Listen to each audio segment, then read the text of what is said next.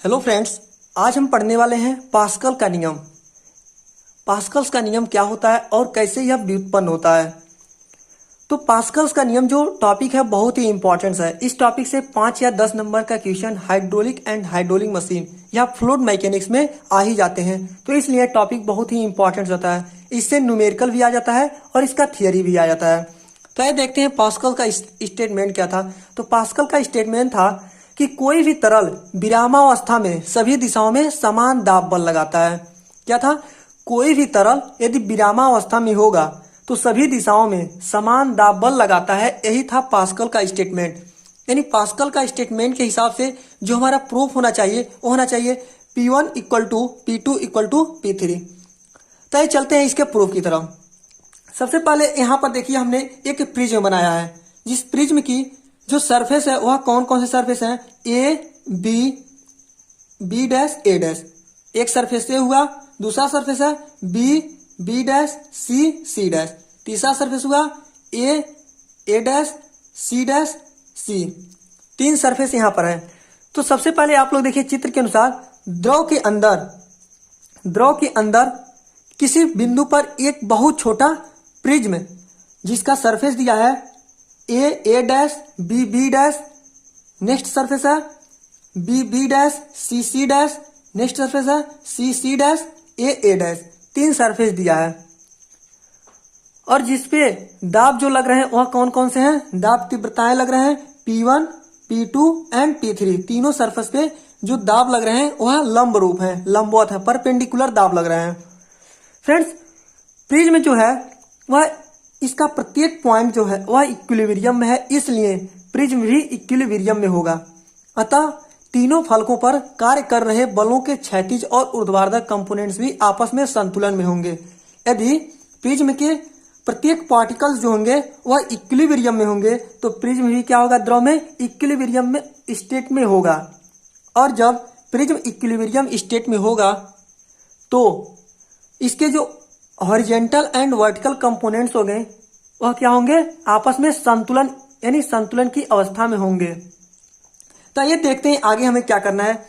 सबसे पहले यहाँ पर हम लोग देखेंगे यदि प्रिज्म संतुलन अवस्था में है तो हॉरिजॉन्टल एंड वर्टिकल कंपोनेंट जो होंगे वह इक्विलिब्रियम स्टेट में होंगे। तो इसलिए हम लिख सकते हैं हॉरिजॉन्टल कंपोनेंट्स। हॉरिजॉन्टल कंपोनेंट्स कौन से हैं?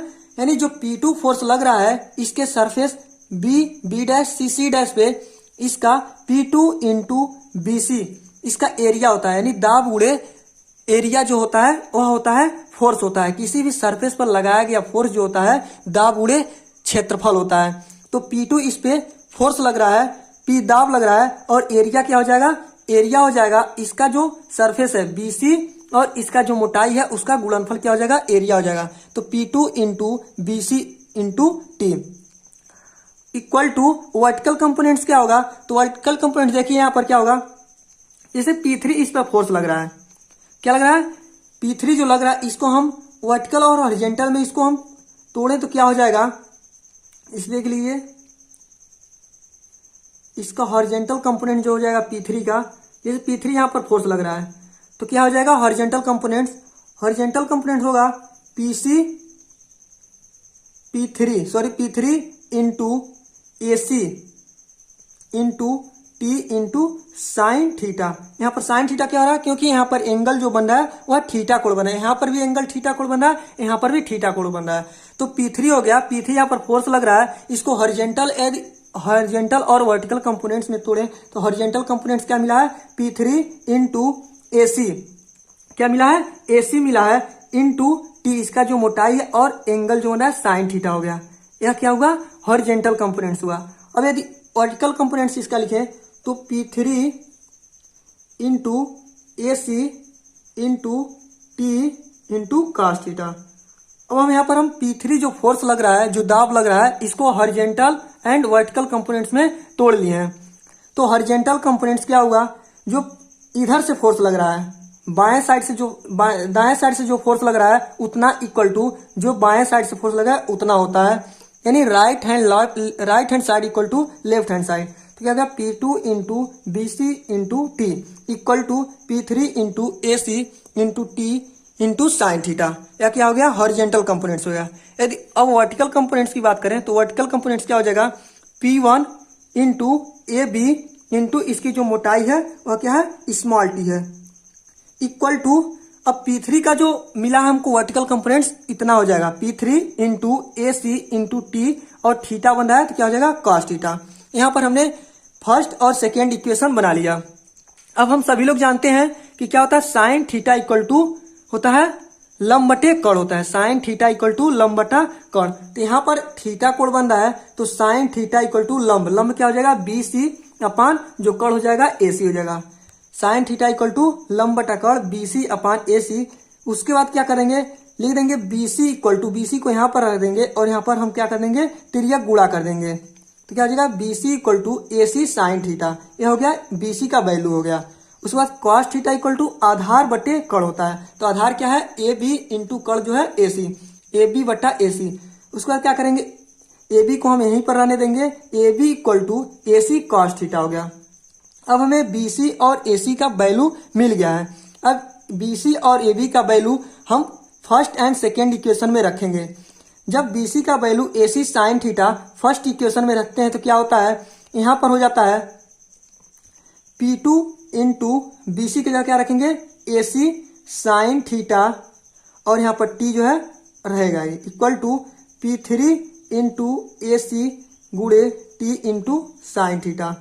अब यहाँ पर देखिए ए सी साइन थीटा से ए सी साइन थीटा कैंसिल हो गया और टी से टी कैंसिल हो गया, तो हमको क्या मिला है यहाँ पर हमको मिल गया अब P3 इक्वल टू P2। क्या होगा बी सी की जगह हमने ए सी साइन थीटा रख दिया, यहाँ पर हमने sine theta equal to B C upon A C होता है फार्मूला, उसके बाद बी सी को यहीं पर रहने दिया, इसका पक्षांतर कर दिया, तो बी सी का वैल्यू हमको मिल गया ए सी साइन थीटा। अब बी सी का वैल्यू हमने फर्स्ट इक्वेशन में रख दिया, तो P2 इंटू बी सी का value A C sine theta into T equal to P3 into A C गुड़े टी इंटू साइन थीटा यहाँ पर था ही। अब ए सी साइन थीटा से ए सी साइन थीटा कैंसिल हो गया और टी से टी कैंसिल हो गया। अब हमको क्या मिला P2 इक्वल टू P3, क्या मिला P2 इक्वल टू P3 हमको फर्स्ट इक्वेशन से मिल गया। अब देखते हैं सेकेंड इक्वेशन में हम a b equal to a c cos theta रखेंगे, तो P1 इंटू ए बी की जगह ए सी कॉस थीटा रख देंगे, P1 into A c cos theta into T equal to P3 into A c into t into cos theta. ठीक है, अब ए c cos theta से ए सी कॉस थीटा क्या हो जाएगा कैंसिल हो जाएगा और टी से टी कैंसिल हो जाएगा। यहां से हमको क्या मिला P1 इक्वल टू P3, जैसा कि सेकेंड इक्वेशन से हमको मिल गया P1 इक्वल टू P2 मिल गया। क्या मिला P1 इक्वल टू P3 हुआ, फ्रेंड्स यहाँ पर गलती से P2 लिख दिया, P1 इक्वल टू क्या हो गया P3 मिल गया। यहाँ पर देखिए P1 इक्वल टू P3 है, तो P1 इक्वल टू P3 हमको मिल गया। अब देखिए जो P3 है वह क्या है P2 के बराबर है, तो क्या हो जाएगा P2 इक्वल टू P3 लिख सकते हैं या P3 इक्वल टू PT लिख सकते हैं। तो हमको यहाँ पर क्या मिलता है P1, यहाँ पर देखिए आप लोग P3 जो है P2 के बराबर है और P1 जो है वह P3 के बराबर है, तो P3 के बराबर क्या है P2 भी है, तो यहाँ पर हम क्या लिख सकते हैं P3 की जगह P2 भी लिख सकते हैं, यानी P1 equal to P2 equal to P3। और यही क्या होता है, ये होता है पास्कल्स का नियम। पास्कल का नियम यही होता है कि यदि तरल विरामावस्था में होगा तो सभी दिशाओं में जो दाब बल लगता है वह समान लगता है, यानी दाब तीव्रताओं का वैल्यू समान हो गया, यानी P1 equal to P2 equal to P3, यही हमारा पास्कल का नियम होता है और यही प्रूफ करना होता है। अब यदि हम बात करें इसके यूजेज का, पास्कल के नियम का कहाँ पर यूज किया जाता है, तो पास्कल नियम का यूज किया जाता है हाइड्रोलिक मशीनों में यूज किया जाता है, हाइड्रोलिक प्रेस में किया जाता है, रिवेट यानी रिवेट जहां पर किया जाता है, जैसा कि आप लोग देखते होंगे जो भी चैनल्स होता है उसको रिवेटिंग करने के लिए, यानी जो गेट के रूप में चैनल्स लगाए जाते हैं वहां पर रिवेट करने के लिए जो होता है, रिवेट करने के लिए इसका यूज किया जाता है, लिफ्ट में इसका यूज किया जाता है, क्रेन में किया जाता है। तो फ्रेंड्स आज का वीडियो हमें पूरा विश्वास है आप लोगों को समझ में आया होगा, हमने अपने तरह से पूरा कोशिश किया है